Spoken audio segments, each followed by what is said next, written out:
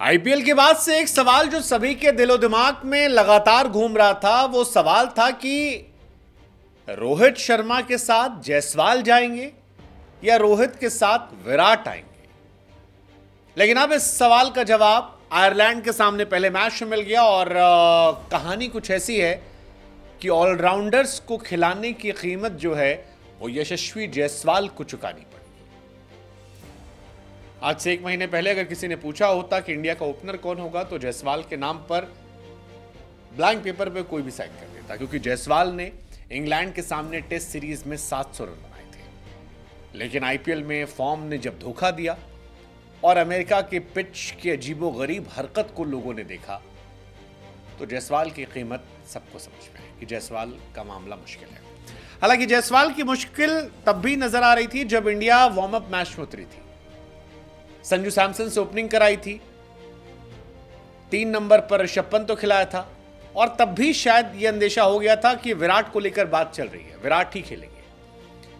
लेकिन आयरलैंड के सामने जब टॉस हुआ और रोहित शर्मा ने कहा कि Sanju Samson and Jaiswal are not playing, तो फिर यह सवाल उठने लगे कि क्या जायसवाल अब सारे मैचेस देखते हुए ही दिखाई पड़ेंगे।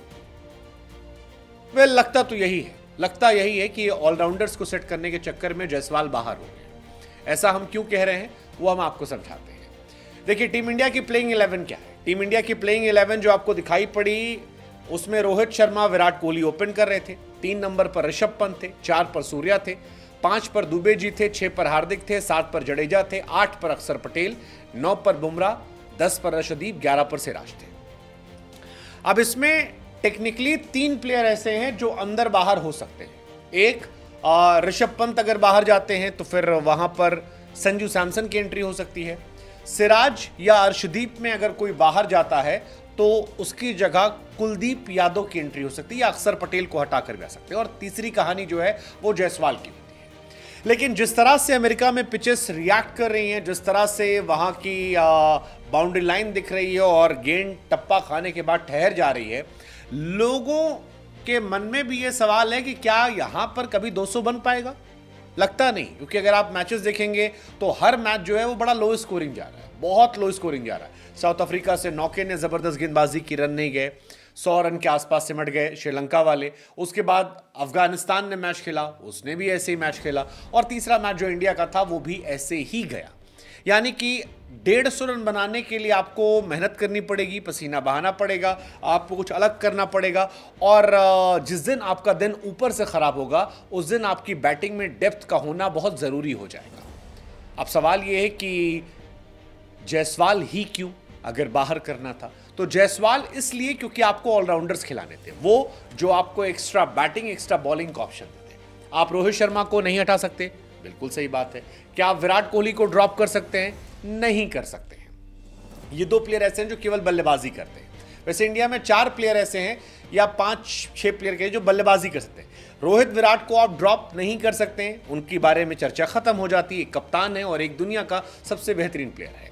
तीसरा नाम आता है सूर्य कुमार यादव का। T20 क्रिकेट में सूर्य कुमार यादव को ड्रॉप करना गुनाह है, आप इस बारे में सोच भी नहीं सकते हैं। इसलिए कोई इस बारे में सोच नहीं रहा है कि सूर्य कुमार यादव ड्रॉप किए जाएंगे, बिकॉज वो दुनिया के नंबर 1 बल्लेबाज है। अब बचता है एक wicket keeper. Wicket keeper batting कर रहा है और कीपिंग कर रहा है, तो एक तरीके से वो भी ऑलराउंडर है, वो भी अपना काम कर रहा है। शिवम दुबे आप नहीं हटाएंगे क्योंकि स्पिनर्स को वो तगड़ा खेल लेते हैं और आपको गेंदबाजी का ऑप्शन देते हैं। मिडिल ऑर्डर में आपको बैट्समैन चाहिए जो आपको अच्छे रन बना कर दे, और दुबे जी वो कारनामा करना जानते हैं।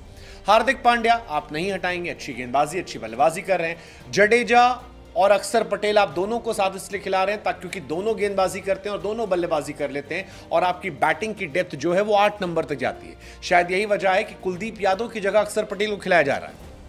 जडेजा को तो आप बैटिंग, बॉलिंग, फील्डिंग तीनों के लिए खिलाते हैं, लेकिन अक्षर पटेल को इसलिए खिलाया जा रहा है क्योंकि वो अच्छी बल्लेबाजी कर लेते हैं और वर्ल्ड कप इसलिए वो खेल रहे हैं, इसलिए वो 8 नंबर बल्लेबाजी करेंगे। बुमराह रहेंगे, उन पर कोई डाउट नहीं है। अर्शदीप या सिराज जो मुझे लगता है कि जब कुलदीप को लाना होगा तो किसी एक खिलाड़ी को रिप्लेस कर दिया जाएगा। बाकी यही टीम है जो जाती रहेगी। पंत कभी हटे तो वहां पर संजू आ जाएंगे। कुल मिलाकर कहानी ये है कि यार चर्चा पूरे साल थी कि जायसवाल और रिंकू कैसे खिलाया जाएगा। अब कहानी ये हो गई है कि दोनों ड्रॉप है। रिंकू सिंह की जगह भी इसीलिए नहीं बनी क्योंकि ऑलराउंडर्स को फिट करना था, और जायसवाल की कहानी जो है वो भी इसलिए नहीं बनी क्योंकि ऑलराउंडर फिट करना था। अदरवाइज दोनों के स्टैट्स बड़े कमाल के थे, दोनों टीम में खेलना डिजर्व करते थे, लेकिन दोनों को इंतजार काफी लंबा करना पड़ेगा। वैसे जायसवाल के कोच कहते हैं कि जायसवाल गेंदबाजी कर लेते हैं, लेकिन ऐसा लगता है कि बीते कुछ सालों में कप्तान को या टीम को उन पर भरोसा नहीं है। अगर 1-2 ओवर करवाया गया होता तो शायद उनकी कहानी अलग होती, शायद वो प्लेइंग 11 का हिस्सा हो सकते थे क्योंकि शिवम दुबे की जगह वो भी खेल सकते थे। लेकिन फिर कहानी वही है कि यार उन पर भरोसा नहीं जताया गया और इस वजह से वो बाहर हो गए।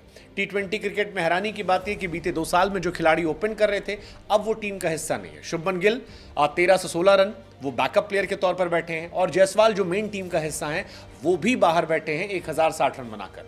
कुल मिलाकर वो जायसवाल जिनके नाम पर बेसबॉल आया था कि ये जायसवाल बेसबॉल जैसबॉल, उनको मौका नहीं मिलेगा। क्यों? क्योंकि ऑलराउंडर्स को खिलाना है। हालांकि टैक्टिक बहुत खराब नहीं है, ये टैक्टिक इस लिहाज से बेहतर है क्योंकि विराट को इसमें मौका मिल रहा है ज़्यादा, और आपके पास एक्स्ट्रा ऑलराउंडर एक खेल सकता है जो किसी टफ दिन, टफ सिचुएशन में आपकी टीम को जीतने में मदद कर सकता है नीचे बल्लेबाजी करते हुए, या 2-4 ओवर एक्स्ट्रा डालकर आपकी टीम को बचा सकता है। ओवरऑल ऑलराउंडर्स की भीड़ जो है वो जायसवाल साहब चढ़े हैं। और दूसरी उनकी आईपीएल की परफॉर्मेंस, आईपीएल में जायसवाल ने कोई बेंचमार्क नहीं स्टैब्लिश किया था। साल 16 मैच खेले थे, 435 रन बनाए थे, एक शतक था लेकिन बाकी फ्लॉप शो था, 31 का एवरेज था, और इस वजह से जायसवाल जहां पर टेस्ट मैचेस के बाद आए थे वहां पर फिट नहीं हो पाए।